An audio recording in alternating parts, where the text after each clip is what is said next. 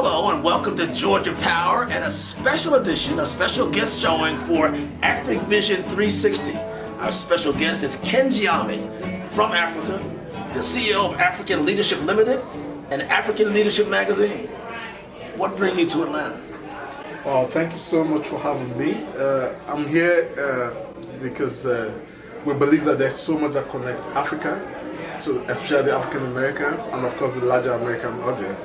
But we're particularly interested in the African American audience here, and we're here because we are setting up connections, interactions, relationships between Africans on the homeland and Africans here.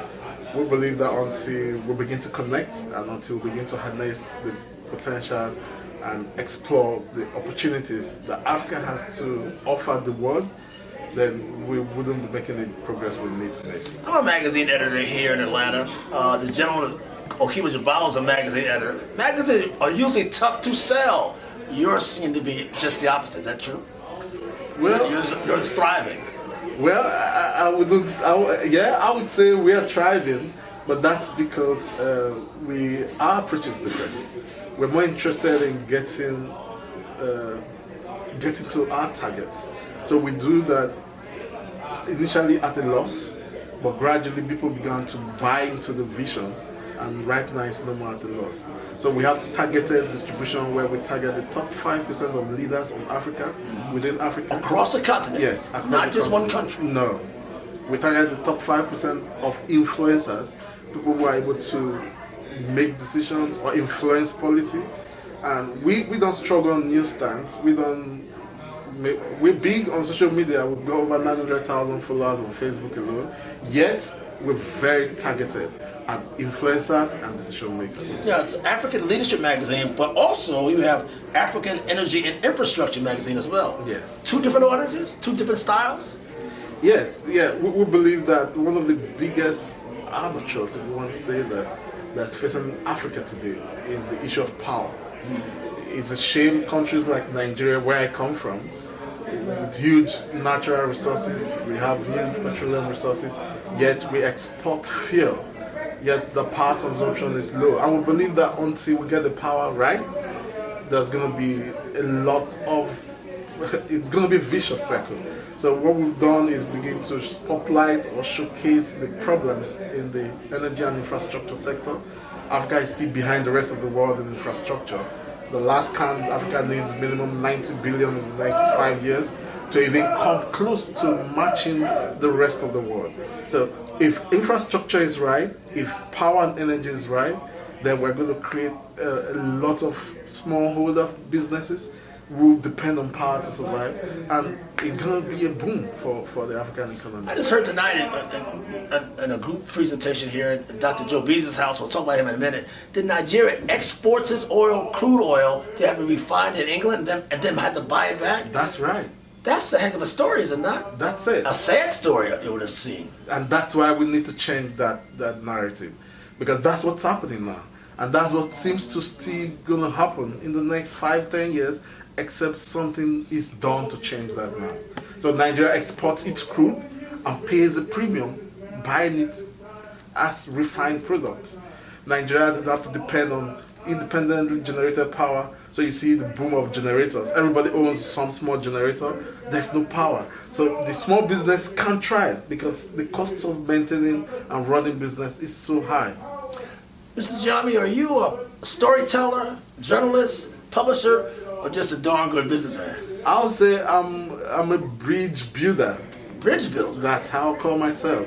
I think there's so much opportunity, and then there's so much despair, and I see myself as one of those people trying to bridge those who don't have opportunities to the opportunities that are bad, by creating the access, by creating information and making sure they have access to those information, access to the right people, access to information, and hopefully access to the dreams they have. You're here in Atlanta, which is known for its black clout and black political influencers, but in this room we saw some real activists, many who traveled to Africa, elected officials. What was your impression of who you saw and heard from tonight, and what did you glean from tonight?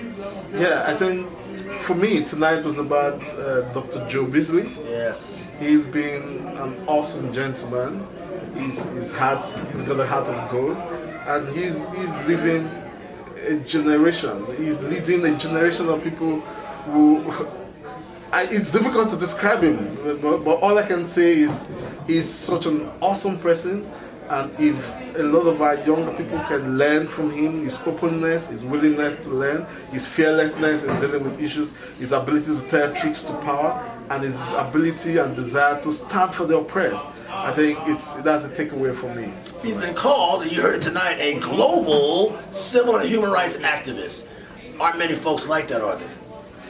Not very many. And he's traveled with me to Africa, he's traveled with me to Nigeria, to South Africa.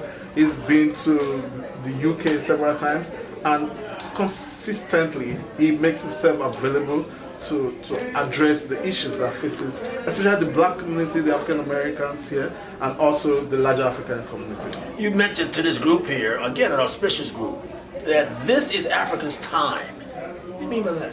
Yes, this is Africa's time because for a long time, the rest of the world has been looking at Africa as garbage, as, it's kwashiorkor, it's disease, it's a place to visit gorillas and all. But all of a sudden, people are discovering that opportunities are in Africa. So everybody's coming, and it's Africa's time. However, unfortunately, those who should be taking advantage of it are not. The Africans themselves are not taking advantage of it, and the African Americans are not taking advantage of it. The Chinese are there, the Europeans are there. We think that it's time for the real Africans to take advantage of their own opportunities, and that's why we say it's Africa's time. In American news today is talk about reparations because Africans were brought here, used and abused for 250 years. You're saying it's time for African Americans to go back home?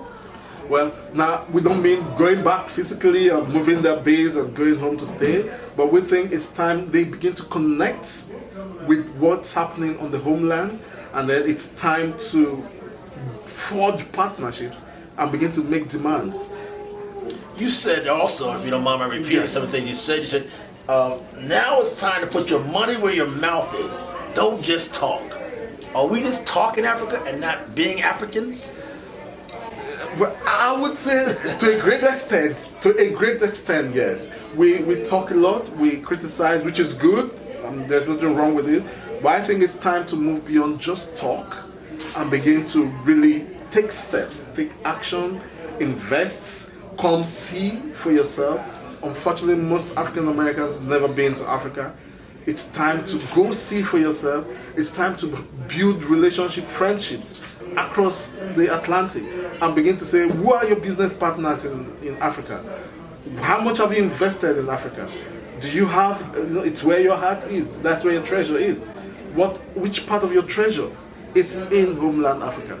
That's what we mean by it's time to really step beyond just talk and then begin to take action. Finally, sir, and it's a pleasure talking to you. As a journalist, I like publishers. But what are the stories you tell? What are the stories you think Africans and African Americans need to hear that you're telling now and will be telling in months and years to come? Yeah, I would say that there's been a conspiracy to keep us apart. And that conspiracy has succeeded up until now. Yet, if we can see through the screen, the smoke screen, we'll be able to make progress. There are no closed doors anywhere in Africa. The closed doors that we ever see, it's in our mind. So the African Americans should open up. And Africans in the homeland should also be willing to open up and begin to embrace each other, knowing that there are no closed doors anywhere. The only closed doors we have, it's in our mind. That's my narrative. Ken Giami, welcome. Thank you so much. For Okeeba Jubalo, our producer, and for Afric Vision 360, I'm Maynard Eaton. Thank you for joining us. Thank you so much.